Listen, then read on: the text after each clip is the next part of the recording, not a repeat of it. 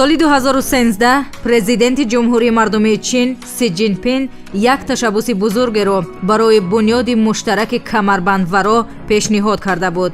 имрӯз сохтмони муштараки бо сифати камарбандваро ба комёбиҳои устувору дастаҷамъона ноил гардида барои ҳамаи кишварҳо роҳи имкониятҳоро мекушояд, ки боиси беҳбудии мамлакатҳои аъзои созишномаи мазкур мегардад.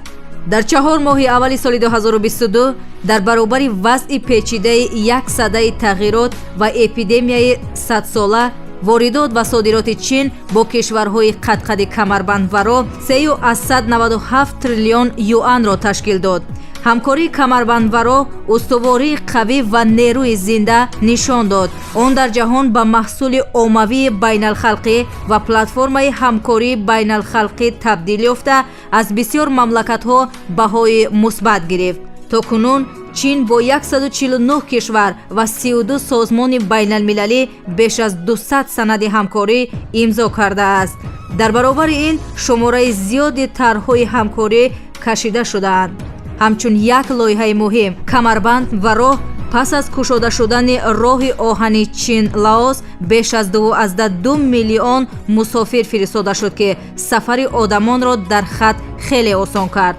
молҳои фиристодашуда зиёда аз 10 кишвар ва минтақаҳоро аз ҷумла Таиланд, Мянма, Лаос, Малайзия, Камбоҷа, Сингапур ва ғайраро фаро гирифта хатти босуръат барои рушди иқтисодӣ ва шукуфоии муштараки минтақаҳо омили рушди босуръат гардид. мисли роҳи оҳани чин-лаос кишварҳои қадқади камарбандваро ҳоло ба таври муассир ба ҳам пайвастанд ва лоиҳаҳои бузурги муҳим ба монанди роҳи оҳани чин-Таиланд, роҳи оҳани Маҷористон-Сербистон, роҳи оҳани баландсуръати Ҷакарта-Бандунг ва коридори иқтисодии Чину Покистон пешрафти мусбат ба даст овард.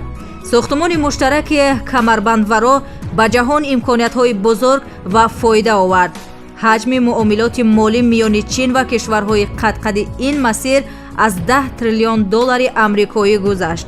корхонаҳои чин дар кишварҳои қадқади масир беш аз 140 миллиард доллари амрикоиро ба соҳаи сармоягузории мустақими ғайримолиявӣ равона карданд.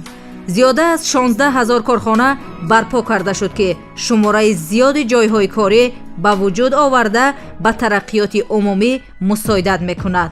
имрӯз сохтмони муштараки бо сифати камарбандваро ҳаракатро ба сӯи як равиши стандарти баланд, устувор ва дӯстона идома медиҳад. бо ҳадафҳои устувор ба пеш меравад ва роҳи дурахшонро ба ҷаҳони беҳтар мекушояд. 25 апрели соли 2013 дар Пекин форуми дуюми ҳамкориҳои байналмилалии як камарбанд якро ифтитоҳ ёфт. дар он 37 сарони давлату ҳукуматҳо аз ҷумла президенти Федератсияи Русия Владимир Путин ва президенти ҷумҳурии Тоҷикистон Эмомалӣ Раҳмон ширкат доштанд. президенти ҷумҳурии мардумии Чин Си Ҷинпин бори нахуст идеяи муттаҳидсозии лоиҳаҳои камарбанди иқтисодии роҳи абрешим ва роҳи абрешими баҳрии дарёиро дар соли 2013 пешниҳод кард ва ҳеҷ кас тасаввуроте надошт, ки он то чӣ андоза бузург хоҳад шуд. дар моҳи майи соли 2017 нахустин форуми ҳамкории байналмилалӣ дар доираи ташаббуси як камарбанд якро бо муваффақият баргузор гардид. дар чорабини зиёда аз 140 намояндаи кишварҳо ва 80 созмони байналмилалӣ ширкат варзиданд. аз ибтидо лоиҳаи мазкур ҳамчун лоиҳаи глобалӣ ва стратегӣ эълон гардида буд. дар чаҳорчӯби форуми аввал чин бо кишварҳо ва созмонҳо 68 созишномаи нав баст, ки аъзоёни ин созишнома бо як рӯҳияи баланд онро пазируфтанд.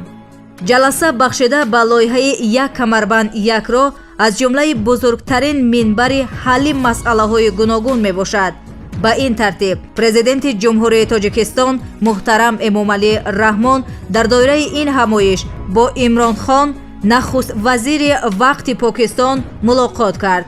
дар ҷараёни суҳбат иҷрои тарҳи энергетикии касаҳазор ва дурнамои ҳамкориҳо дар бахшҳои дигар мавриди баррасӣ қарор гирифтанд.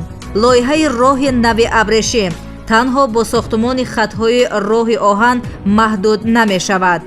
вай бисёр роҳҳои пурпечутобро дар бар мегирад. барои осиёи миёна шоҳроҳҳои чин, тоҷикистон, ӯзбекистон ва чин, тоҷикистон, афғонистон аҳамияти бузург хоҳанд дошт. чин, русия ва дигар иштирокчиёни лоиҳа ба тамоми ҷаҳон нишон медиҳанд, ки чизи нав эҷод кардан мумкин аст.